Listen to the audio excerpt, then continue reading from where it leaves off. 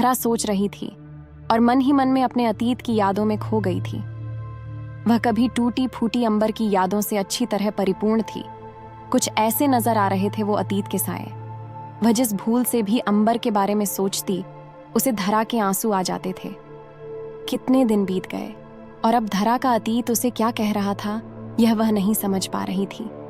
खैर, उसके अतीत का दौर जब भी चलता है तो उसे कितनी ही बार यह सोचता है कि क्या अंबर धरा एक हो पाएंगे, क्या अंबर और धरा एक हो सकते हैं। करीब 2.5 साल बीत चुके थे जब धरा ने अंबर को छोड़ा था। इसके बाद भी उसका दिल उसमें ही बसा रहा था।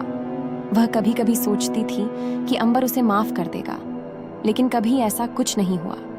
अंबर का चेहरा, उसकी मुस्कान, सब उसे याद आता रहता था। इसके बारे में सोचते वक्त उसका दिल उसे खुशी मिलती थी, लेकिन उसी के साथ एक अजीब सी बेचैनी भी थी।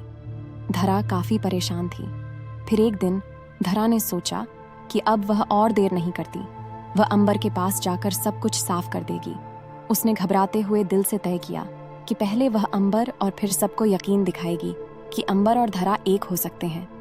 धरा की कहानी की आखिरी बारी थी। क्या उसे उसका पसंदीदा कुत्ता किट्टू मिल पाता, और क्या उसे अंबर से वह सच्ची मोहब्बत मिल पाती? धरा की तय कीमत क्या थी?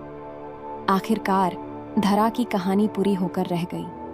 उसने अंबर को खोज लिया और कमबख्त उसके साथ खुशियों की बहार लूट ली।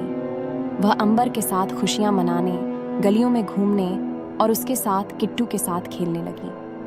आखिरकार वह अंबर को फिर से पा लिया था और उसके जीवन का अंबर धरा अब एक हो गया था। इस कथा में धरा का सामना अपने अतीत से करते हुए, उसके रिश्तों को लेकर जूझते हुए, उसकी साहसिकता और सहानुभूति पर ध्यान केंद्रित किया गया है। ये कहानी रिश्तों और आत्मपरिचय के महत्वाकांक्षी संदेशों को साझा करती है, जो वास्तविकता में हमारे जीवन में भी महत्वपूर्ण होते हैं।